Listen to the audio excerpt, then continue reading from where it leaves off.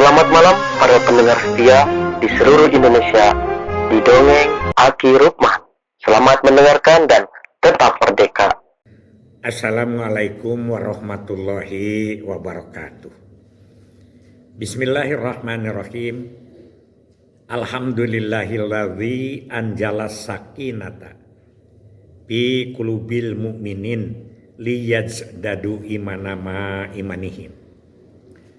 Asyhadu an la ilaha illallah wahdahu la syarikalah wa asyhadu anna Muhammadan abduhu wa rasuluhu alladzi la nabiyya ba'dah. Amma ba'du. Bapak Ibu, kawan-kawan sekalian serta anak cucu Aki dimanapun menyimak dongeng ini, selamat malam and sampurasun. Aki banyak yang japri obrolan-obrolan tentang budaya. Budaya usikna budi dan jeung daya. Ciri sabumi, cara sadesa, jawadah tutung biritna, sacarana. Beda ya. Jangankan di budaya, di agama juga hal-hal yang sifatnya teknis, aplikasinya kadang-kadang berbeda. Di Islam saja ada yang pakai kunut, ada yang tidak, ada yang pakai usoli, ada yang tidak, dan lain sebagainya. Tidak usah dipermasalahkan. Termasuk di dalam budaya. Kang Asnan mengomong, Ki, jauh kabedug anggang kadulang itu kalau di saya adalah orang yang bedegong. Orang yang egois, asal maunya sendiri, bagaimana pendapatnya dia itu asa yang paling benar begitu. Ya bisa diartikan itu bisa. Kemudian ada juga jauh kabedug anggang kadulang itu Ki adalah orang yang tidak melaksanakan ibadah. Bisa juga, bisa. Kenapa tidak? Nah, malah di Kuningan, Kang Derus, Dede Rusyono, ya, mantan Sekdis DPPKB Kuningan, kalau di saya batu satangtung itu ada wujudnya Ki. Dibuat patungnya.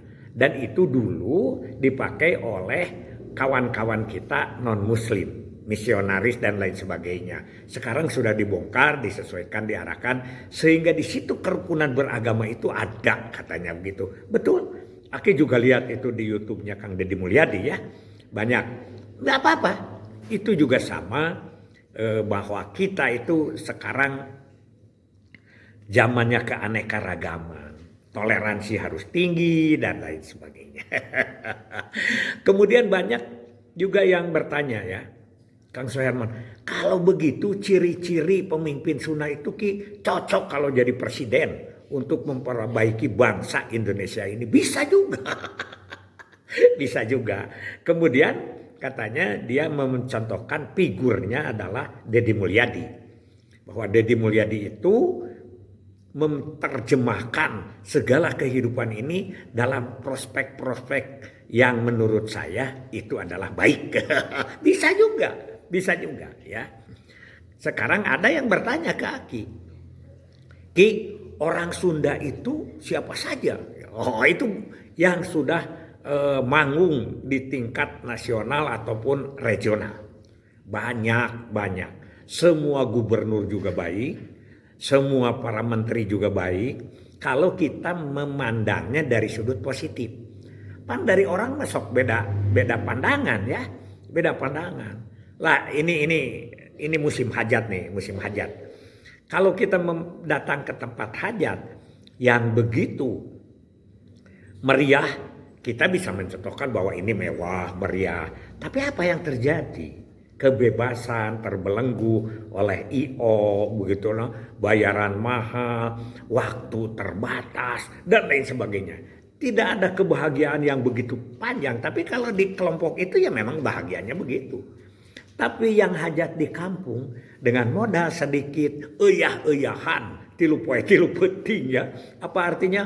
Dari mulai masak sendiri, ngedekor sendiri, tidak ada pakai IO-IOan, waktu tidak terbatas, tamu sampai maghrib pun masih ngurunyung dan lain sebagainya. Itu juga kebahagiaan. Jadi berbeda budaya, berbeda pandangan. Nah sekarang kalau bertanya kepada Aki, siapa yang paling fenomenal orang Sunda di pembangunan bangsa ini, yang pertama Aki adalah Ali Sadikin. Seorang KKO, orang Sumedang, adiknya Dr. Hasan Sadikin yang sekarang namanya dipakai menjadi Rumah Sakit Umum Jawa Barat. Gitu. Itu dia tahun 65 diangkat oleh Pak Karno menjadi gubernur DKI sampai tahun 75, 10 tahun. Mungkin kalau tidak dibatasi 2 periode bisa 14. Itu mereka merubah tatanan masyarakat, tetap sama dakwahnya. Tanah-tanah yang dikuasai oleh orang asing, pengusaha-pengusaha besar, dia hempaskan. Dia pakai dengan pembangunan. Oh, tidak sedikit yang komplain. Bahkan Aki mendengar, walaupun Aki itu masih baru SMP saat itu, mendengar bagaimana Pak Ali Sadikin itu dibawa ke pengadilan. Sedikit-sedikit ke pengadilan, sedikit-sedikit ke pengadilan. Artinya banyak yang menghujat. Makanya Aki kemarin, kalau di dalam budaya Sunda itu dinyinyir, disindir, dikecam, diancam, itu harus tangguh, ya, harus tangguh. Batu satangtung di situ dalam filosofi adalah simbol-simbol pelajaran. Tapi bisa saja artinya yang lain, begitu ya. Kemudian sekarang banyak yang jamai kaki setuju dengan Kang Deddy Mulyadi. Iya, kalau dari pandangan kita, dari pandangan yang senang, pandangan yang tidak senang bisa saja tidak senang, kan begitu. Aki umur 16 tahun itu sudah jadi sekdes, sekretaris desa di Cukang Genteng. Waktu itu gubernurnya Pak Sanusi. Kedengaran juga enggak ke desa. Tapi ketemu ya pernah gitulah, ada kali-kali karena Aki sudah aparat mendengar Pak Sanusi. Terjunlah Pak Gubernur Solihin Gautama Purwanegara. Di situ mulai meraksek ke desa dan datang ke hutan-hutan. Sampai ingat lagi kan kata Aki, kakak Aki sendiri ditempeleng langsung oleh gubernur gara-gara jadi supir truk yang mengangkut kayu-kayu dari hutan. Ya, di Sabangnya penebangan kayu itu adalah sesuatu yang sangat melanggar untuk merusak bangsa dan negara. Itu kesolihin. Semuanya bagus. Nah ya, jadi Aki tidak akan itu.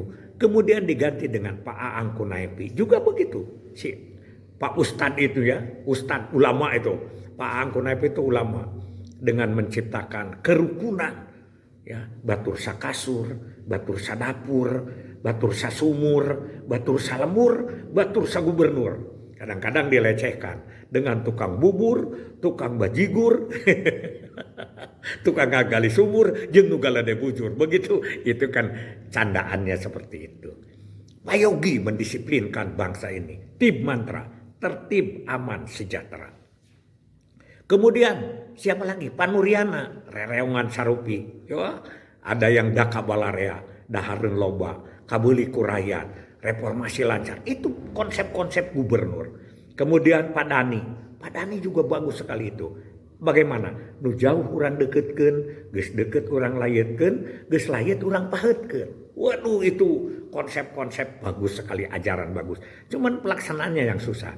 Karena banyak yang dilaksanakan hanya sebagai normatif sebagai gubernur. Ya, kemudian Kang Aher. Aduh, Kang Aher juga banyak ya. Apa yang disebut dengan sing bisa, kudu bisa, sabisa-bisa, pasti bisa. Itu ajaran Gubernur Aher.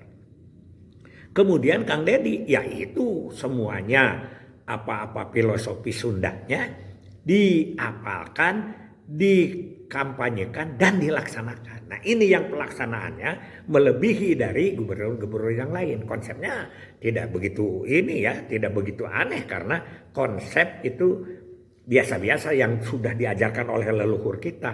Hanya beliau lebih cenderung kepada pelaksanaan.